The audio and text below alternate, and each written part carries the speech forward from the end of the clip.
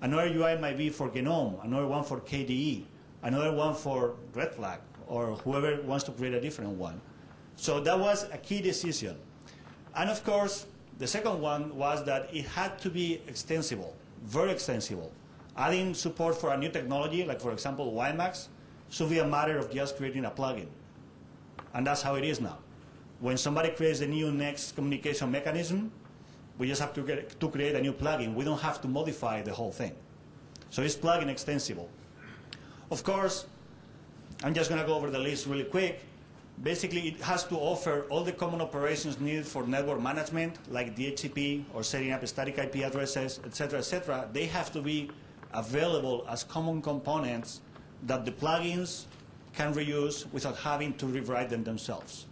So it has to be modular and reusable. And of course, it has to be possible to access it from the command line. I mean, many people in Unix are used to the command line. It provides flexibility. It provides scriptability, which is needed for many cases for configuration. So we didn't want to lose that part. Okay? Questions so far?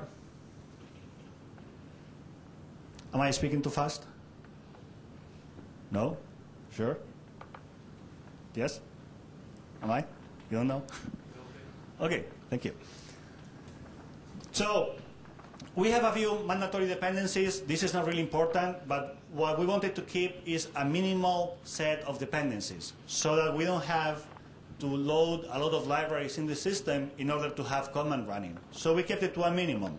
The C library, the glib library, and the DBus low-level libraries for communications. Everybody knows here what DBus is? Who doesn't know what DBus is? Raise your hand. You guys all know what DBus is? Okay, so DBus is basically the Linux mechanism for remote procedure communications in the Linux system. It's kind of like COM in Windows. So the thing is that COMMAN exposes all the control APIs, all the network control methods over DBus, so that any application in the system can connect to COMMAN and control the network, decide where to connect to, etc., etc. So basically, a UI application for COMMAN is just an application that connects to DBus and uses DBus to tell COMMAN to do things. For example, if I quit here and I go to this icon here, this is the UI for COMMAN. This is like the ugly test application we have, but I can tell it, well, what devices do I have? I have a wireless device and I have an Ethernet device, okay? And now I can say it's on, so I could go ahead and, well, scan for something, and I can see my networks. So all this application, it is doing nothing but just display the status of COMMAN. Why? Because it's asking COMMAN over DBus for the data. How many devices, how many network devices are available? What is the status? If I scan this device, how many networks I get? This is what we are seeing in here, okay? So the UI has absolutely no intelligence.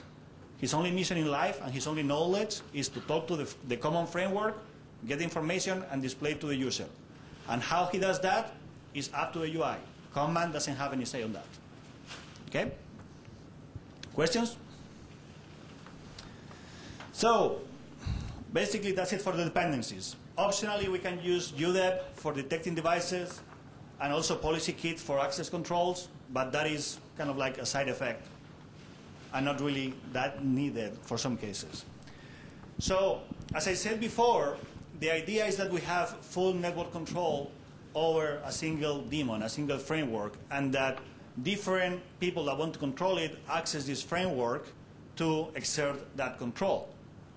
Now, still, there is a basic need that many people want to use the existing tools for configuring the system. So COMMAN has to work with that. If I use the existing Linux tools for configuring the network, COMMAN allows me to do it. It just will back off. If I touch something, COMMAN will detect that I touched something, and it will not try to fight it.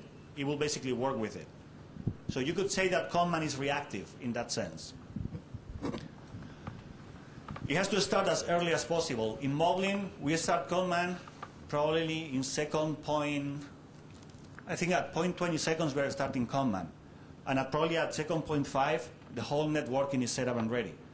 In my laptop, which is running Debian, Networking takes like 2 minutes to load. It's horrible. So Command will also take control of resolving DNS, and will take control of the whole networking setup of your machine. And the idea is that you don't have to have anything else.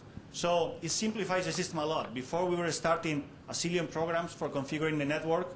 Now we are starting just a single one. Makes it very simple for you also as a user, administrator, or engineer. So this is how it looks. It's quite simple, really. As I said before, we have the core, and there we go. We have the core. This is the daemon, the plugins for different technologies who talk to the kernel. And then we have the UIs, whatever it is. Okay? Makes it very simple. Now, licensing is a key thing that I want to mention here. Command is GPL. Any plugin that loads into Command has to be GPL. We made that as an explicit requirement because most of the times, if you load a binary plugin and something goes wrong, you kill the whole thing. We don't want that to happen. So we want to be able to force plugins to be GPL so we can audit how they are implemented. We can see if they have any problems, and we can fix those problems fast. Now the UIs, they can be any license. They could be GPL, they could be proprietary, BSD, it doesn't really matter. The reason for that is because we link over divas. So that is legally is allowed. Okay? Questions?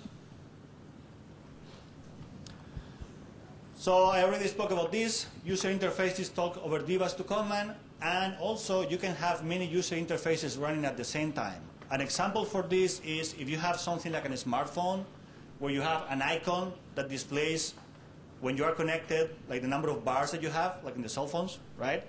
Well, that can be a UI application whose only mission is to display the signal strength of your current connection. Now, you could also have a second application for selecting to which Wi-Fi network you want to connect. They don't have to be the same. They can be different. And this was the reason for this design. It makes it easier to have like smaller applications that do just one single thing than a bigger application that tries to do many. Okay? So all the state changes are propagated via divas so that the applications can just listen to those events and update their status for the user to see. It becomes really simple.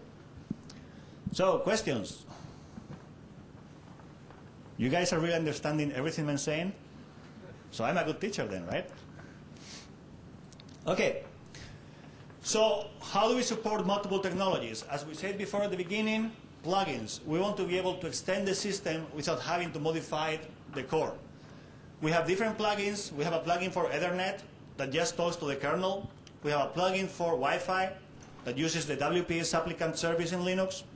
We have another plugin for WiMAX, which uses the WiMAX user space network services. Another one for Bluetooth that connects to the Linux Bluetooth stack called BlueC. And we have plugins for 3G, for all the 3G cell phone cards. And now we're also working on things for telephony, connecting to different telephony hardware. So all these, they are separate modules. They didn't require modifications to the stack. Well, they required some when we found bugs, but that wasn't really because of that. So if you have your new device, you just have to write one of these, connect with whatever you have here, and you are set. You don't have to do anything else. Okay? Just question. Great question. First is Bluetooth plugins. Which Bluetooth version? 1.0, I think it's for all, because I think BlueC supports, sorry, let me repeat the question. For which version of Bluetooth the plugin is available? And